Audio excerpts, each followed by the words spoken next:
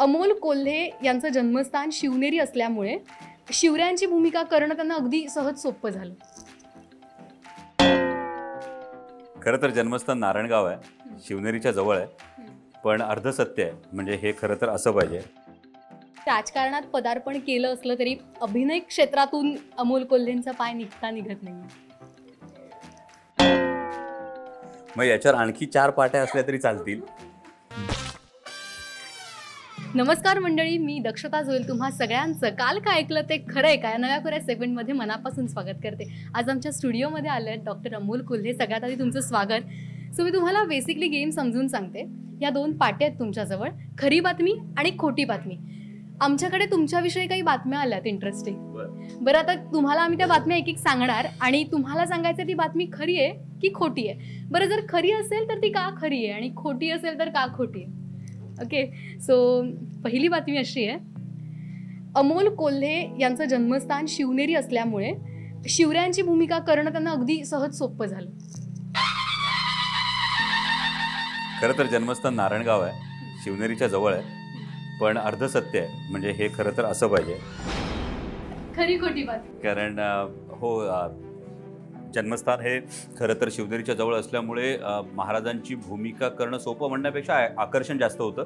कारण पुस्तकातून, शाळेच्या इतिहासातून छत्रपती शिवाजी महाराज भेटण्याआधीच किल्ले शिवनेरीवर जे लहानपणापासून नकळत वयात जात होतो तेव्हापासून महाराजांविषयीचं एक आकर्षण निर्माण होत होतं. त्यामुळे खरी खोटी बातमी आहे. पुढची बातमी अशी आहे की अमोल कोल्हे यांचे मित्र त्यांना वेडा पीर म्हणतात. काही बाबतीत ती खरी बातमी आहे. कारण अनेकदा असं होतं की एखादी गोष्ट जर ठरवली तर ती कोणत्याही परिस्थितीत केलीच पाहिजे यासाठी एक झपाटलेपण असतं, त्यामुळे असतं. तुमचा किस्सा पण आहे. तुम्ही ऍडमिशन घेतलं सकाळी आणि सोडूनही म्हणजे दिलं 4 वाजता. हा, म्हणजे मी पोस्ट ग्रॅज्युएशनसाठी डर्मॅटॉलॉजीला ऍडमिशन घेतलं आणि शूटिंगला सुट्टी मिळत नव्हती, त्यामुळे सकाळी 11, 11:30ला ऍडमिशन घेतलं आणि दुपारी 4:30ला मी रिझाईन केलं होतं. बापरे. त्यामुळे वेडापीर. पुढची बातमी अशी आहे की कुळवावर बसणं ही अमोल कोल्हेंसाठी सगळ्यात जास्त कम्फर्टेबल प्लेस आहे.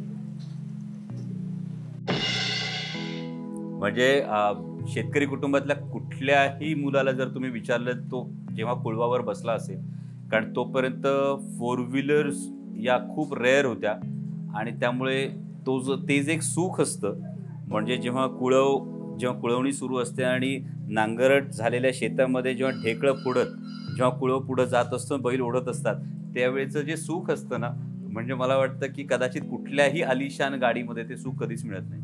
ओके, पुढची अशी बातमी आहे की राजकारणात पदार्पण केलं असलं तरी अभिनय क्षेत्रातून अमोल कोल्हेंचा पाय निघत नाही. मग याच्यावर आणखी 4 पाट्या असल्या तरी चालतील. आणि त्याचं एक फार महत्त्वाचं कारण आहे की अभिनय क्षेत्रामध्ये खरं तर मी छत्रपती शिवाजी महाराज आणि छत्रपती संभाजी महाराजांच्या भूमिका साकार करतो आणि मला असं वाटतं ते अभिनयापेक्षा सुद्धा ते कर्तव्य आहे. ते म्हणजे आपल्या छत्रपतींचा इतिहास पुढच्या पिढीपर्यंत पोहोचवण्याचं आणि गळ्यात कवड्यांची माळ घालण्याचं भाग्य लाभणं, डोक्यावर जिरेटोप ठेवण्याचं भाग्य लाभणं, याची सर कोणत्याही पदाला, कोणत्याही खुर्चीला येऊ शकत नाही, असं माझं ठाम मत आहे. आपण एक छोटासा गेम खेळूयात, रॅपिड फायर. बाईक राईड की घोडेस्वारी? घोडेस्वारी. अभिनय की राजकारण? मी जसं म्हटलं तसं छत्रपती शिवाजी महाराज आणि छत्रपती संभाजी महाराजांची भूमिका साकारण्याची सर दुसऱ्या कशाला आहे, आणि त्याच विचारानं राजकारण करण्या इतकं भाग्य दुसरं कुठलं नाही. भारत सर, तुम्ही खूप विचार करून उत्तर दिलंय.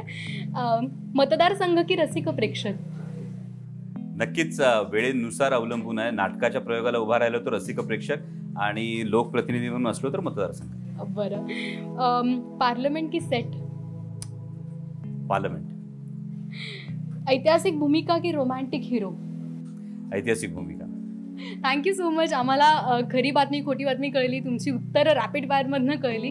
Thank you so much. खूप खूप शुभेच्छा सर. तुम्हाला आय होप आवडला असेल हा गेम. नक्की मजा आली. Thanks a lot. आणि आय शुड कॉम्प्लिमेंट की खूप बारकाव्याने तुम्ही त्याचा अभ्यास केलेला आहे. Yes sir. अर्थात आम्ही टीम आमची इतकी सतर्क आहे आणि तुमच्यावरचं प्रेम आहे ते खरं तर, त्यामुळे थँक्यू सो मच. थँक्यू.